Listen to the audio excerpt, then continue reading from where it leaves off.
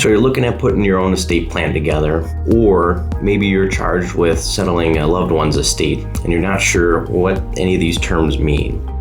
So what I'm going to do today is help you kind of define in normal people speak what certain estate planning terms are to help you better understand what your role might be, or the roles that you're going to assign to folks if something were to happen to you. So with that in mind, let's go ahead and dive in.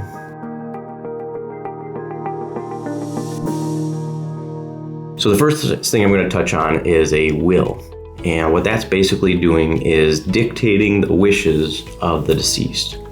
And in that will, you're typically going to find what a personal representative is. That's our first definition. And that personal representative, they're the ones representing the deceased to the courts. And they're the ones executing on the distributions to other loved ones or to charities. Essentially, once you get a court order confirming that you are a personal representative, you are in charge. You take over the accounts that the deceased might have, as well as the properties that they might have owned, and then it's up to you to fulfill those wishes. Another term that's generally found in a will is what's called a guardian.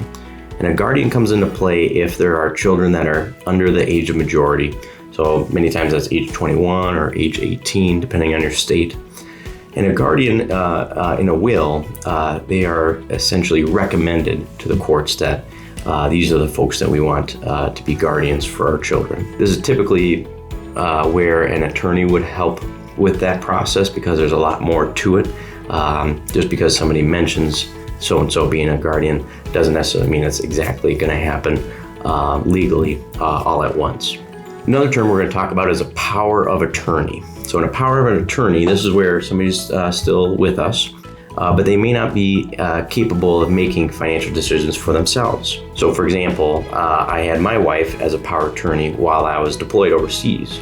And so it might be temporary like that, or it might be a durable power of attorney where once a doctor designates an individual as incapable of making financial decisions, then power of attorney may kick in place after that. Each state generally has their own kind of short form, and each power of attorney also specifies which type of financial decisions that representative, that power of attorney, can make on behalf of the other individual.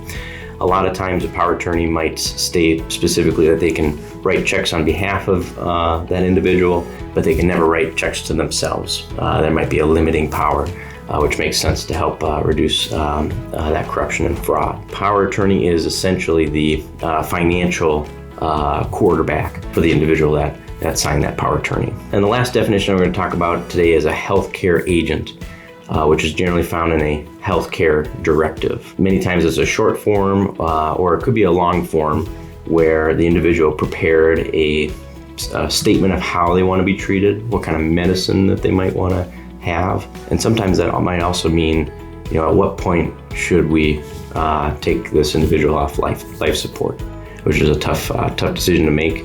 And so many times it's fruitful to specify those conditions in a healthcare directive. So I hope you found that helpful to kind of walk through each of those definitions as either you're going through some things here on behalf of a deceased or a parent that can't make financial decisions for themselves, or if you're building it out yourself.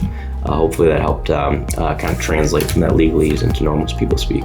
Thanks so much. Hope you have a great day.